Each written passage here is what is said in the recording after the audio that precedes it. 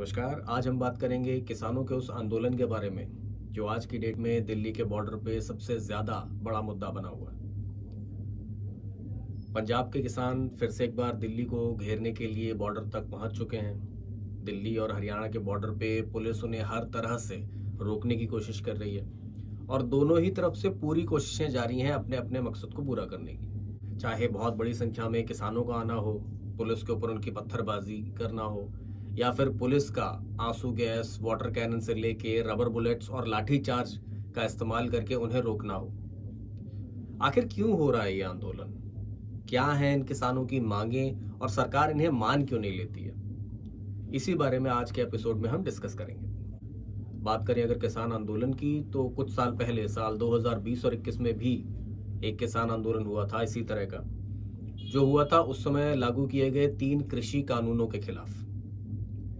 लगभग 1.5 से 2 साल तक ये आंदोलन चला था और सरकार ने आखिरकार किसानों के सामने झुकते हुए तीनों कृषि कानून वापस ले लिए थे 19 नवंबर 2021 को। हमने 3 कृषि कानूनों को वापस लेने का, रिपील करने का निर्णय लिया है। इसके बाद ये आंदोलन तो समाप्त हो गया था, लेकिन इनकी कुछ डिमांड्स थी जिनके ऊपर बात चल रही थी, जिनमें से एक था एमएसपी, जो आज की डेट के हो रहे आंदोलन का सबसे बड़ा मुद्दा है। अगर बात करें अभी हो रहे आंदोलन की, तो इसकी शुरुआत हुई थी 6 फरवरी 2024 में, जब किसान मजदूर मोर्चा और संयुक्त किसान मोर्चा ने अपनी मांगें कृषि, वाणिज्य और उद्योग मंत्रालय को ईमेल के द्वारा भेजी थी। इन मांगों के ऊपर 8 फरवरी को एक 10 सदस्यों की उच्च स्तरीय मीटिंग होती है, जिसमें कृषि मंत्री अर्जुन मुंडा, वाणिज्य और उद्योग मंत्री पीयूष गोयल और गृह राज्य मंत्री नित्यानंद राय भी शामिल थे। इस मीटिंग से कोई संतोषजनक उपाय नहीं निकल के आ पाया, कोई ऐसा जवाब इन संगठनों को नहीं दिया गया कि वो लोग मान जाते या आगे कुछ ना करते। इसी वजह से 13 फरवरी को पंजाब के और बाकी सारी जगह के किसान जो थे, उन्होंने दिल्ली की ओर कूच करने का फैसला कर लिया। एक प्रदर्शन के लिए, एक विरोध के तौर पे दिल्ली आने का फैसला किया। अब बात आती है कि आखिर इनकी वो डिमांड्स थी क्या, इन्होंने ईमेल पे क्या भेजा था सरकार को जो उन्होंने माना नहीं या जो वो मान नहीं पाए। इनकी कुछ 12 के अराउंड मांगे थी सरकार से, जिनमें से कुछ फाइनेंशियल थी और कुछ नॉन फाइनेंशियल। इनकी पहली मांग की अगर बात करूं तो 2020 और 21 में जो किसान आंदोलन हुआ था, उसमें किसानों और प्रदर्शनकारियों के ऊपर जितने भी केस हो रखे हैं उनको वापस लेने की इन्होंने मांग करी है। लखीमपुर खीरी में जो भी घटना हुई थी, उसके जितने भी आरोपी हैं उनके ऊपर कड़ी कार्यवाही की मांग इन्होंने करी है। और ये मांग करी है कि इंडिया जो है वो वर्ल्ड ट्रेड ऑर्गेनाइजेशन WTO और सभी फ्री ट्रेड एग्रीमेंट से एग्जिट ले ले। अगर मैं बात करूं फाइनेंशियल मांगों की, तो उसमें सबसे मेन मुद्दा आता है एमएसपी को लागू करना और स्वामीनाथन कमीशन की जो सजेशंस थे उनको लागू करने की। स्वामीनाथन कमीशन के बारे में अगर मैं बताऊं तो 2004 में नेशनल कमीशन ऑन फार्मर्स बनाया गया था और 2006 में इसने अपनी रिपोर्ट सरकार को सौंपी थी। इस कमीशन के जो हेड थे वो थे भारत के ग्रीन रेवोल्यूशन के जनक स्वामीनाथन। इसी वजह से इसको स्वामीनाथन कमीशन भी कहा जाता है। इस कमीशन में एमएसपी के बारे में एक सुझाव दिया गया था कि किसी भी फसल के जो उत्पादन की लागत है उससे 50% ऊपर एमएसपी को निर्धारित किया जाना चाहिए। अब बात आती है आखिर एमएसपी है क्या। एमएसपी का फुल फॉर्म होता है मिनिमम सपोर्ट प्राइस, न्यूनतम समर्थन मूल्य। और इस स्कीम के अंतर्गत जो भी फसलें आती हैं, सरकार किसानों को ये गारंटी देती है कि जो भी एमएसपी निर्धारित होगी उस पे वो फसल सरकार किसानों से खरीद लेगी, अगर वो उसको कहीं और उस दाम पे नहीं बेच पा रहे हैं तो।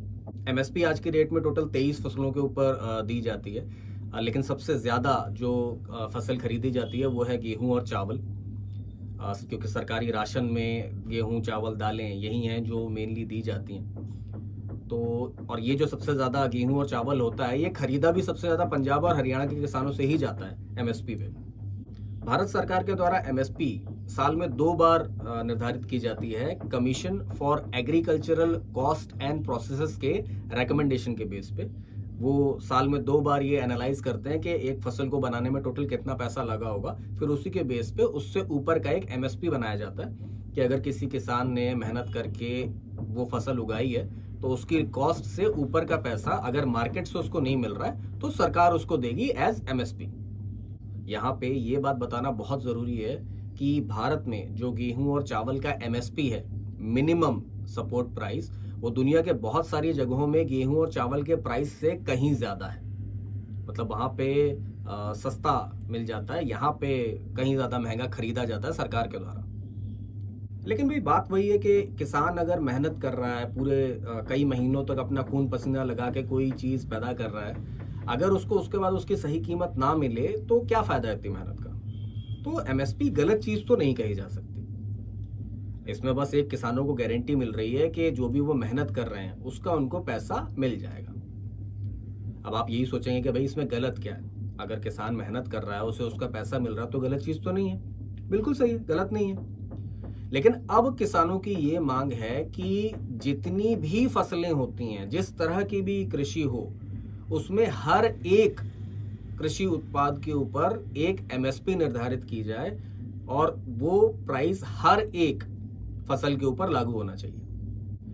बिजनेस टुडे में छापी गई एक रिपोर्ट के हिसाब से अगर मैं कहूं तो किसान जो कह रहे हैं कि सारी फसलों पे उनको एमएसपी दिया जाए, तो ऐसा करने के लिए सरकार को एडिशनल 10 लाख करोड़ रुपए चाहिए होंगे। अब अगर मैं आपको कंपैरिजन से समझाऊं कि ये 10 लाख करोड़ कितना बड़ा अमाउंट है, तो जो अभी 2024 में बजट पेश किया गया था वित्त मंत्री निर्मला सीतारमण जी के द्वारा, उसमें पूरे भारत का इंफ्रास्ट्रक्चर बजट जो है वो 11 लाख करोड़ का है और ये एमएसपी ही 10 लाख करोड़ का आ रहा है। अब अगर बात किया जाए कि 10 लाख करोड़ कहां से आएगा, तो ऑब्वियसली टैक्स से ही पैसा मिलता है सरकार को।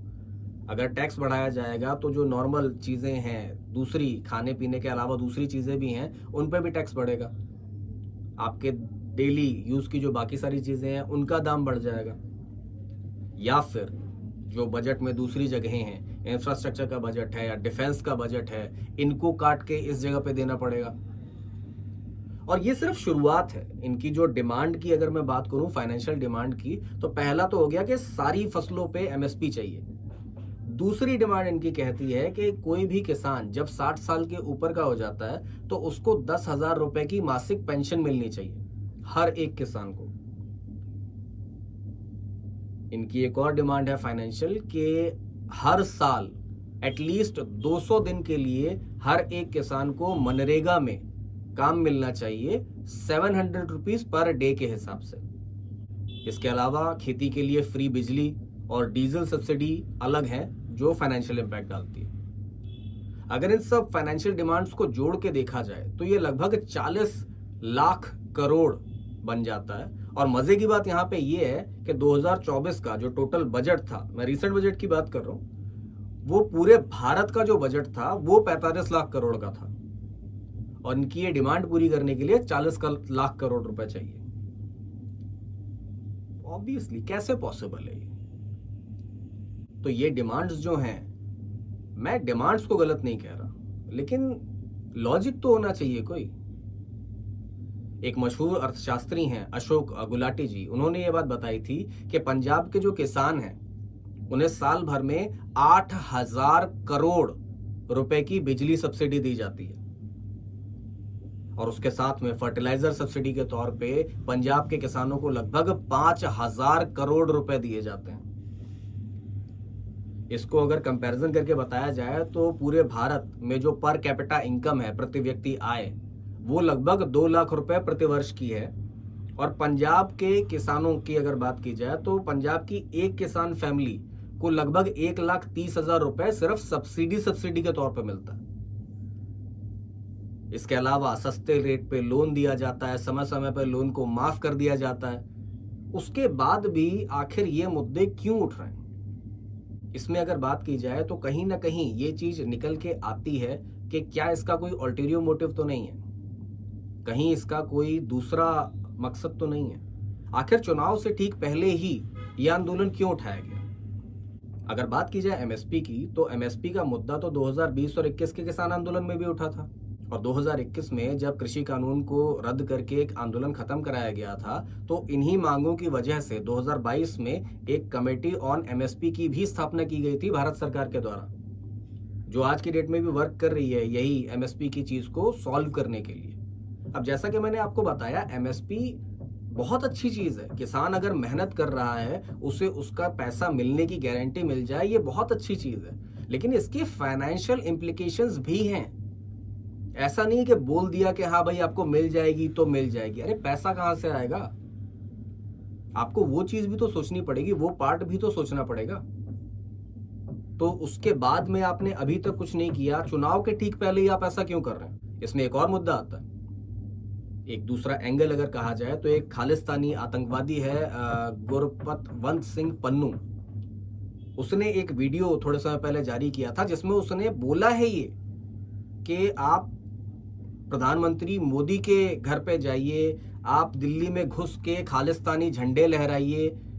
क्या है ये सब? फसलां थोड़ियां, जमीनां थोड़ियां ते काबज है हिंदुस्तान दी हिंदू हुकूमत दिल्ली तो चलदी।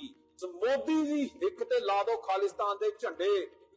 इस मोदी दे घर दे उत्ते खालिस्तान झंडे लगा दो ते दिल्ली फतेह दा ऐलान करो। और ऐसा नहीं है कि ये सिर्फ उसी ने बोला है। एक्चुअली में जो प्रोटेस्ट कर रहे हैं इसका किसान आंदोलन में, उनमें से भी कई किसानों ने ये खालिस्तान वाली बातें बोली हैं। संबंधित सानू छड़ दो, ਸਾਨੂੰ ਲੱਗ ਖਾਲਿਸਤਾਨ ਬਣਾਉਣ ਦਿਓ, ਸਾਨੂੰ ਲੱਗ ਪਾਕਿਸਤਾਨ ਬਣਾਉਣ ਦਿਓ।